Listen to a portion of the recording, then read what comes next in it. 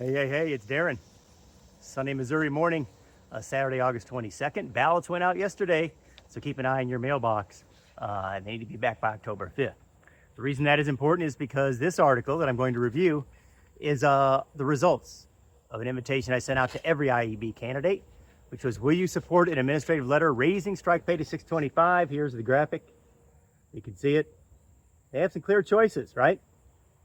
They can let the strike fund collect dust and interest, or they can provide workers $625 strike pay so we can make the biggest gains possible and treat our workers with the respect they deserve.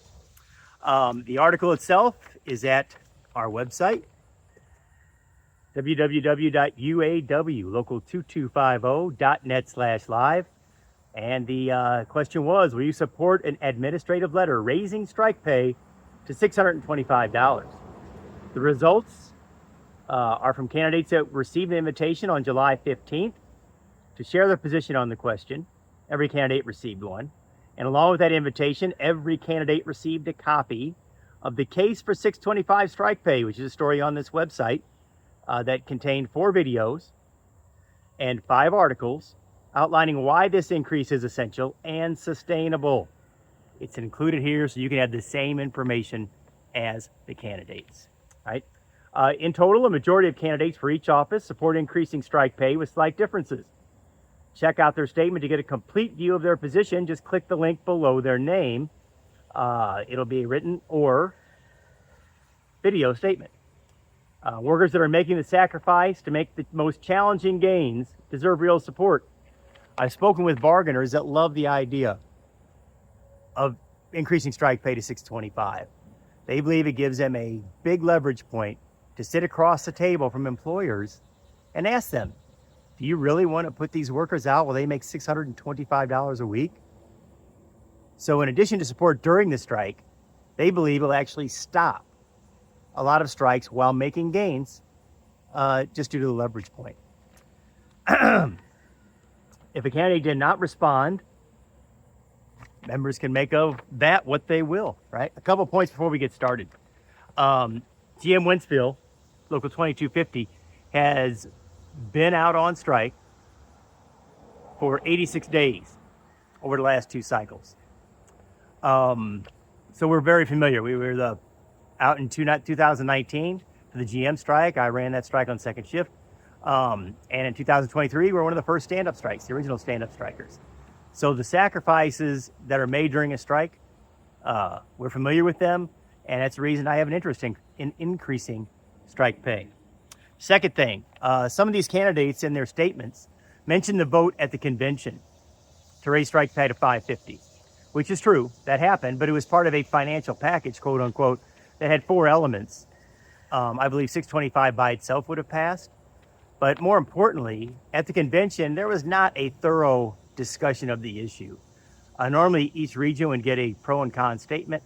I think on that one, there's 5 or 6 regions got to give their pro and con statement. And then the question was called, which means debate stopped and a vote is taken. That happened before Region 4, for one, got there. I don't think Region 6 got to vote either. I'm not positive on that, but all regions were not heard from. So the consequential vote may not have been as thoroughly informed as it could have been if everybody had had a voice in the process. That said, let's move on to the results, right? Here we go. For President, Shawn Fain supports $625 strike pay. Matter of fact, he says he wrote a resolution just like mine for $625. You can find his statement at the link below his name. Tricia Geiger supports. Tricia put in a lot of thought into her answer, and I encourage you to check it out at the link below her name. Greg Moody is a supporter, as is Brian Keller of $625 strike pay. Rich Boyer, he called me, and we talked about all aspects of strike pay and the different sectors, from gaming to academic, IPS, and then obviously the big 3, and others. But we had a good discussion about strike pay. I encourage you to check out his literature on that topic, and he does support. So that said, the only candidate for president that did not respond was Will Lehman.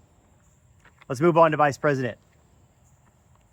Matt Slade is a supporter of $625 strike pay. Tony Toddy was the first candidate to respond to my invitation with a video, and it can be found at the link below his name. Rachel Dickinson gave a thorough and very well thought out and reasoned answer, and it's also at the link. Eric Fleming supports 625, as does Ryan Highstand, with considerations. Again, check the link out. And Mike Turner is a supporter. I would encourage you to check out his statement. 5 candidates for vice president did not answer. It is what it is. Secretary Treasurer. Now, Secretary Treasurer, the member strike assistance department is in their department, so they have a direct oversight of this matter. Rock Sears is a supporter of $625 strike pay, as is Brandon Campbell. He supports 625, and his video can be found at the link below his name. The only candidate that did not respond was Margaret Mock. Let's move on to Region 4 Director. I only did Region 4 because that is where we're at. And Lucas Despain is a supporter of 625 strike pay, citing increasing inflation. You can see his full statement, which had over 1,000 views in 3 hours. So there is interest in this topic among the membership. Anyway, check the link out below his name.